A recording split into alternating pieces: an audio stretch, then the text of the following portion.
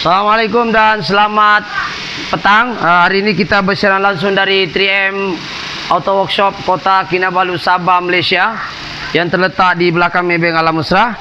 So hari ini kita ada satu sambungan video part 3, yaitu apakah hasil daripada servis aircon tadi, yaitu bocor cooling coil. Dan kita sekarang bersama dengan owner kereta ini. So kita dengar apakah sebenarnya tujuan tujuan beliau hantar kereta di sini, dan berapakah bacaan sebelum beliau datang. Ini kita punya Ustaz lah, owner dia. So kita persilakan Ustaz beri komen sikit lah tentang kenderaan ini lah. Silakan Ustaz. Baik, Assalamualaikum warahmatullahi wabarakatuh. Selamat petang. Petang ni kita bertuah sekali sebab dapat sama-sama saya bersiaran daripada 3M Auto Workshop, Encik Baharudin, ownernya. Jadi 3 hari lepas saya datang sini dan masalah aircon tidak sejuk. Bila pasang aircon dia punya rasa haba panas, dan bacaan sekitar tu melebihi 20 lah. Alhamdulillah, so 3 hari di bengkel dan telah buat proses radiator, membuka radiator dan juga kabel semua. Dan bacaan Alhamdulillah telah bawah pada 20 lah, bawah 20. 4 darjah Celsius. 40 darjah Celsius. Jom kita pergi tengok dalam, betulkah bacaan dia 4. Kita sama-sama owner dia. Masuk dalam di belakang. Belakang. Iya. Okey. Sekarang dekat kosong coba tengok. Yang hari itu kita sampai di 20 ke atas. Hari ini alhamdulillah sudah proses baik pulih radiator tu. Dia bawah pada 10 lah, mampiri kosong. Dan itu yang sama juga 18 kan. Ya. 18 itu hari dia punya rasa macam haba panas. 22 hari itu. Dan ini alhamdulillah. Tahniah kepada 3M Auto Workshop di bawah pimpinan insyaallah Saudara Baharudin. Jadi rakan-rakan yang hadapi masalah aircon, baik saya kali yang kedua ni. Sebelum ni kereta Izora pun kereta Izora dan kereta yang ini kereta Amira menghadapi masalah aircon. InsyaAllah kalau saudara yang ada masalah, bolehlah berjumpa dengan saudara Baharudin 3M Auto Workshop yang berada di belakang Bank Sang, insyaAllah. Maybank belakang Maybank, insyaAllah. Okey, berjumpa lagi insyaAllah. Kedua Ustaz Ya. Ini hari itu Exora kan? Exora. Jadi alhamdulillah. Makasih. So untuk kita menentukan berapakah tahap sejuk dia, yang pertama kita kena pasti dulu berapakah bacaan meter, bacaan kompresor yang bagus. So kita tengok kameramen sini. Sekarang dia tengah cut off. Tengok keadaan kompresor di sebelah kiri saya ni, warna biru ni adalah tekanan kompresor dia bagus dalam 28-27. Okey, kompresor tidak boleh melebihi 45. Kalau 50 maknanya loose compression. Makin besar nombor makin tak bagus. Makin kecil nombor makin bagus. Kalau dia kecil sangat pun dia sumbatlah. Okey, sekarang kita tengok kedudukan gas pula. Okey, dalam keadaan gas normal antara 18 hingga 2,5. Tetapi dalam keadaan gas 18 pun keadaan bacaan pun sudah mencapai tahap 4 darjah Celsius ataupun 3. Jadi sekarang ini alhamdulillah tekanan gas bagus, tekanan kompresor pun okey. So itu sajalah perkongsian pada hari ini.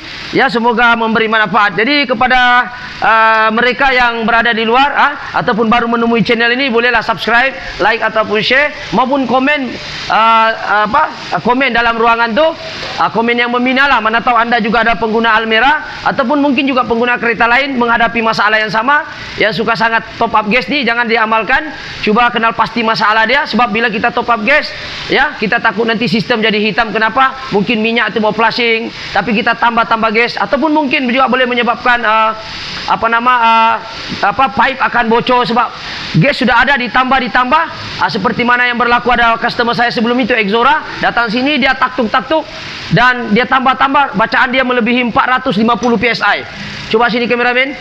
Ini kita kongsi ya. Pasal ada orang datang sini Exora dia sudah buat ke tempat lain, dia punya bacaan meter panas ni dia 400. Jadi bila 400 bacaan cut off tu terlampau laju, tadi dia terlampau penuh itu gas. So jangan amalkan top up gas lah. Patutnya kena pasti apa masalah dulu. Sekiranya leaking, gantilah yang leaking. Sebab untuk mengelakkan itu sistem terlalu kenyang ataupun terlalu fit. Gas hanya maksimum 250 saja, tidak boleh melebihi paras 250. Tetapi dia datang hari itu 400, hampir meletup itu dia punya pipe. Sebab dia suka tambah-tambah gas. Orang pun yang tambah pun tak pandai kasih tahu, mungkin bilang ini gas sudah cukup, patutnya tak perlu tambah. Perlu cek apa masalah. So itu perkongsian pada hari ini. Pastikan kendaraan Anda ya sekiranya bermasalah ekon, jangan amalkan top up gas kecuali Anda mungkin mau cepat ataupun emergency saja yang tidak cukup masa dan perlukan kendaraan, mungkin boleh top up sementara, tetapi dengan syarat gas tidak boleh melebihi, coba sini, gas tidak boleh melebihi 250. Dia paling cantik sebenarnya antara 18, 200 ataupun 15. Tapi jaranglah kita akan dapat 15. Biasa kita 18 macam ini standard dia dah cut off lah. Okey. So itu perkongsian pada hari ini, yaitu di mana kita bila ada masalah ekon kena pasti dulu masalah dia. Kalau bocor ganti, kalau perlu diservis lah. Okey, itu saja perkongsian. Saya rasa part 3 ini tidak banyak kita kongsikan. Sebab part 1 dengan part 2 kita telah bahas lebih detail kenapa orang ini hantar, yaitu cooling coil bocor. So kita nampak cooling coil dia, mungkin ada yang terlepas pandang cooling coil dia ada sini. Kita cari dulu cooling coil dia ya. Tolong satu orang cari cooling coil dia hari itu. Cari cooling coil dulu, cooling coil yang asal dia ni. Ya. So kita tengok cooling coil itu macam mana. Mungkin ada yang terlepas part 1 dan part 2. So mungkin ada yang tidak paham itu perbezaan antara cooling coil dan juga condenser. So kita akan tengok di mana itu cooling coil yang asal dia tu, yang bocor tu. Ya, kita cuba tengok dulu. Adakah bagi nampak dengan analah customer cooling coil asal dia? Ini dalam kah? Dalam. Coba tengok dalam.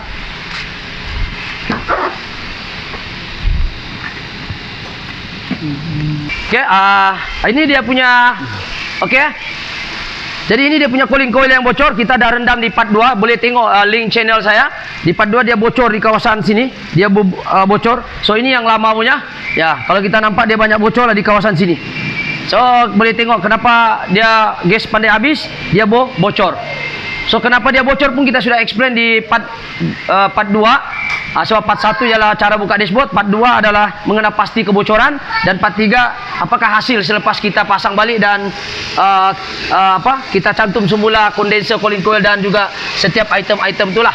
So itu saja perkongsian pada hari ini. Okey, itu saja. Okey, terima kasih ya. Assalamualaikum. Terima kasih juga customer saya yang sentiasa support. Ustaz. Okey, Ustaz. Assalamualaikum.